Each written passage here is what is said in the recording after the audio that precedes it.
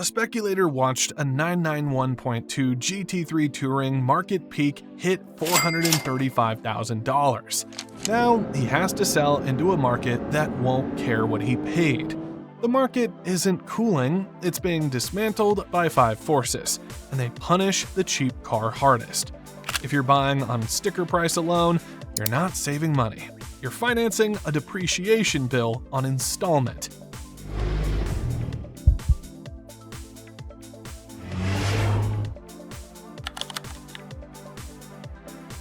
The expensive Porsche is actually the cheaper one. Run the numbers on ownership, maintenance, and exit, and the cheap car stops looking cheap fast. Most buyers look at the sticker, subtract it from their bank balance, and call the remainder their savings. They're not saving anything. They're writing a call option on a $42,000 engine bill that the market is about to exercise. There are 2 kinds of people watching this. The money person sees a Porsche as a capital allocation decision. The Porsche person sees it as an asset with an identity. Right now, the money people are leaving, and the Porsche people are the only ones still bidding. When liquidity evaporates, the car with no clear enthusiast why falls fastest. The market isn't cooling, it's being dismantled by 5 forces, and they punish the cheap car hardest. We're doing this in reverse, because the silent costs come first and the real market kill shot comes last. Force 5 is the burn rate nobody puts on the window sticker. Force 4 is the new car price ladder pulling the floor out from under you. Force 3 is Washington. Force 2 is the ladder removal that strands first-time buyers in the wrong car. Force 1 is what happens when the speculator tries to leave, and that's where the whole market fantasy meets an actual bid. Each force has its own dollar figure, and they stack fast. Ignore 1 and you might survive. Ignore 3 and you're already underwater. By the end, you'll have the checklist that separates a crash-proof car from trapdoor inventory, and you'll know which side of the market you're actually shopping in. Force 5 is interest carry, and it's the silent killer of the cheap Porsche strategy. Floor plan financing plus consumer APR at 14% means a $200,000 car costs roughly $2,300 per month in interest before it moves an inch. That's not ownership cost, that's burn rate. The cheap car isn't cheaper because carrying cost eats the spread. A $60,000 991.1 base, financed at 14% for 18 months, while it costs nearly as much in interest alone as the depreciation hit on a $150,000 enthusiast spec car that sells in 30 days. The Porsche person buys an asset with a known exit. The money person treats it as inventory, and inventory burns cash every month. Picture 2 buyers.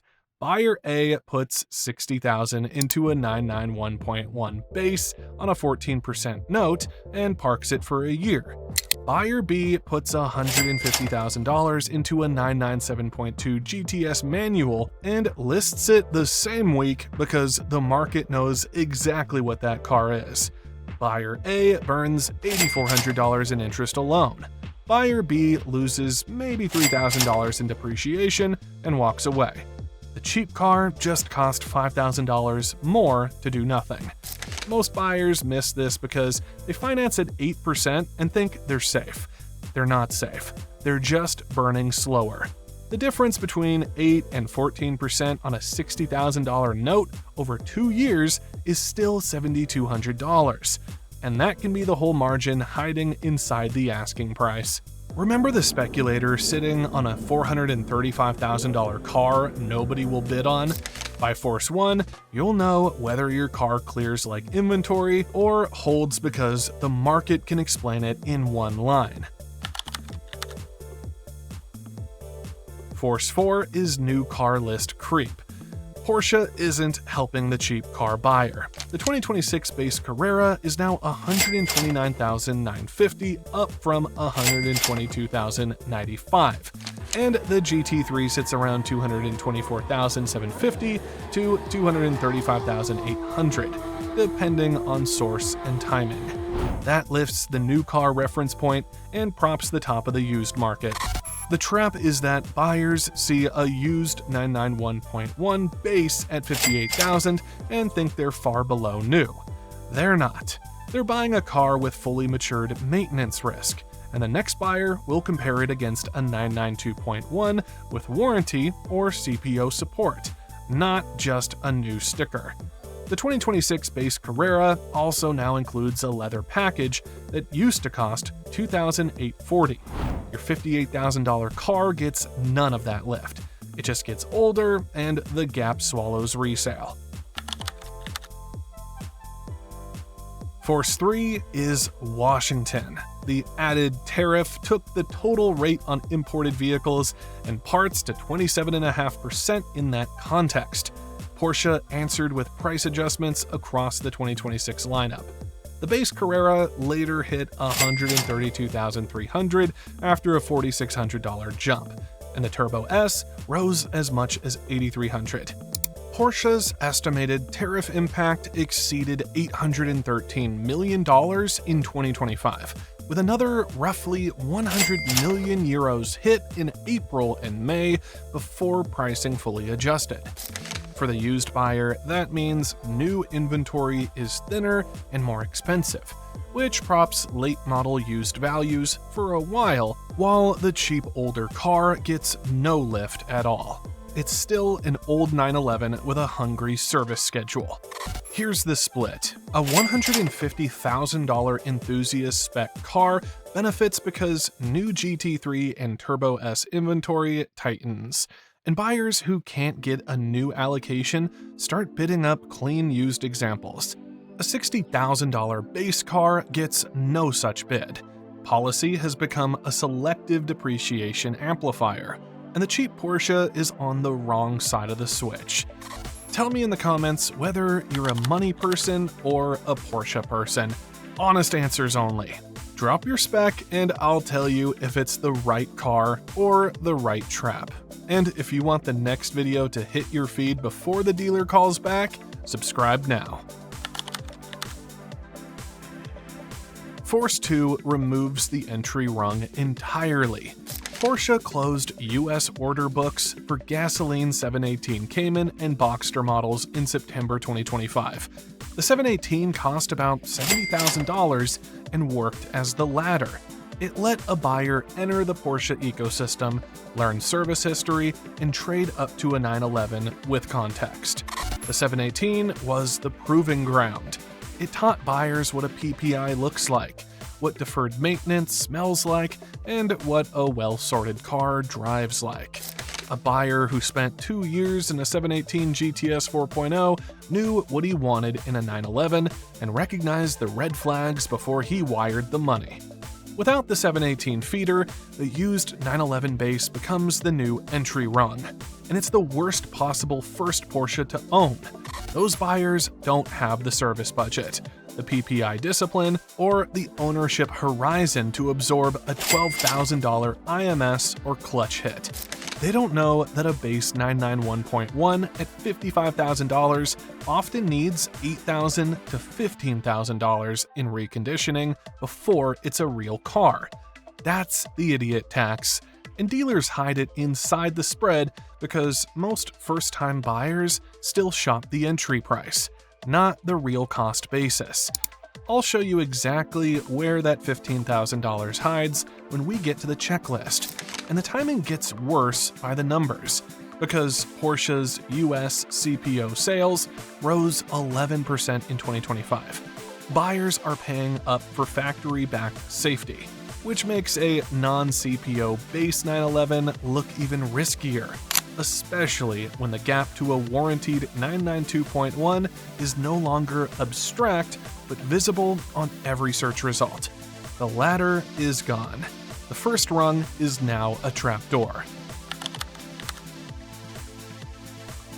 Force 1 is the actual exit, because all the other damage only matters when you try to sell. BAT's observation sell-through in one Porsche 911 sample period was 79%, which sounds liquid until GT car sellers anchor to old highs and turn down clearing bids. We already have the clean example. The 991.2 GT3 Touring market printed a recorded peak of $435,000, and that same car class now has to clear in a buyer pool that prices the car, not the seller's fantasy. The speculator who paid peak now competes against dealer allocations, off-lease supply, and other underwater sellers for the same finite pool of bidders. The market stops caring about your cost basis and starts pricing your car like a distressed asset. This is what liquidity leaving looks like. Not a headline crash, a smaller bidding pool, and sellers who still think 2022 or 2025 is on the board.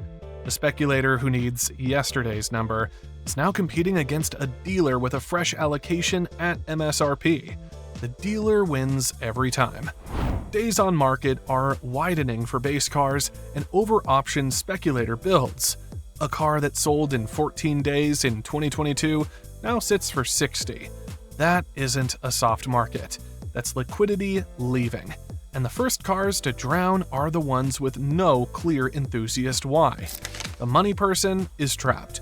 The Porsche person never entered the trap because he never bought to flip.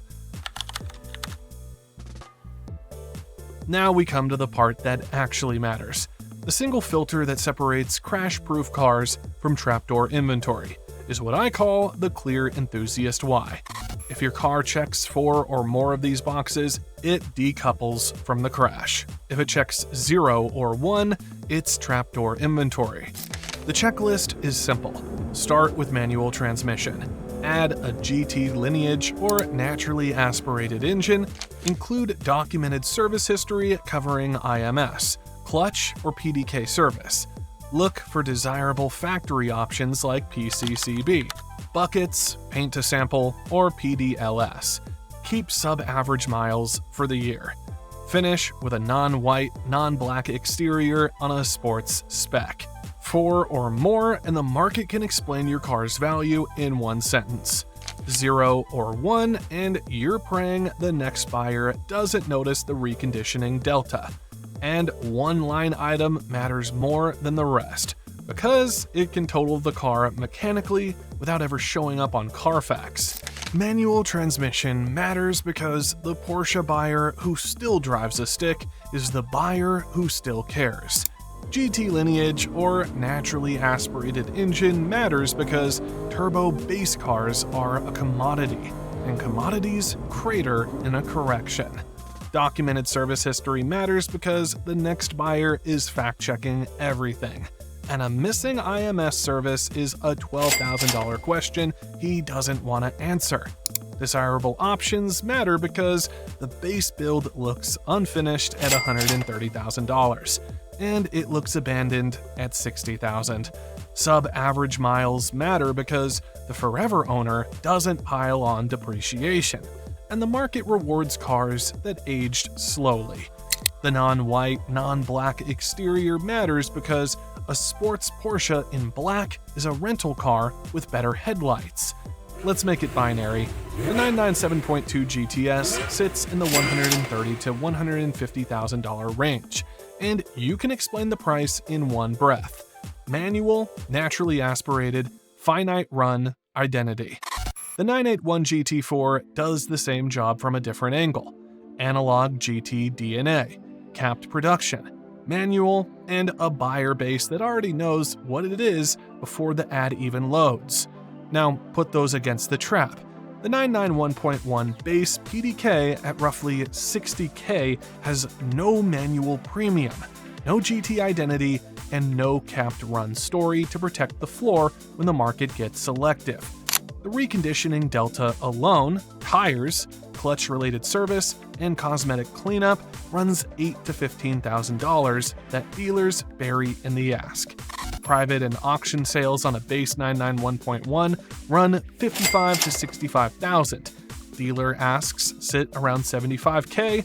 That $10,000 to $15,000 spread is the idiot tax. You can self-assess your target right now against that checklist. If you're looking at an auto base car with high miles, no history, and a black exterior, you're not buying a Porsche. You're buying someone else's deferred maintenance. Now we come to the honest counterargument. The fact checker says Porsche addressed the IMS in later cars. Or scoring doesn't hit every car, and a 991.1 base at $55,000 with a clean PPI can still deliver a lot of car for the money. That's fair. At $55,000, you're getting into a real 911 for less than half the price of a new base Carrera at $129,950. The problem isn't the engineering, it's the math.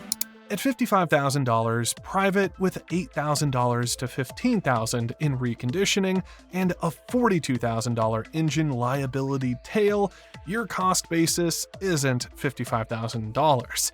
It's $63,000 to $70,000 before you even price in the chance of a major engine event. The 997.2 GTS at $130K has a known quantified maintenance curve and a finite production number protecting the floor. The cheap car is more expensive because its true cost is hidden in probability, not price. You don't pay it on day one. You pay it when a car that looked like a $55,000 entry point starts behaving like an $80,000 to $100,000 commitment. The second objection comes from the just drive it camp. They bought it to drive, not to trade. And resale isn't their concern. The forever owner is the only buyer for whom the cheap base car makes sense, but only if they have the capital reserves to total the car mechanically and still sleep. Most forever owners at the $55K entry point don't have $42,000 sitting in a maintenance escrow. The expensive Porsche is cheaper because it doesn't require a separate repair fund just to be drivable. The cheap car is the expensive one because the ownership experience comes with a hidden subscription fee called anxiety. Both objections are fair and both are wrong. The math doesn't care about your intentions. It only cares whether your cost basis included the risk you refused to price in. Let the speculators teach the next generation what investment grade costs. The market isn't punishing Porsche ownership. It's punishing uninformed capital.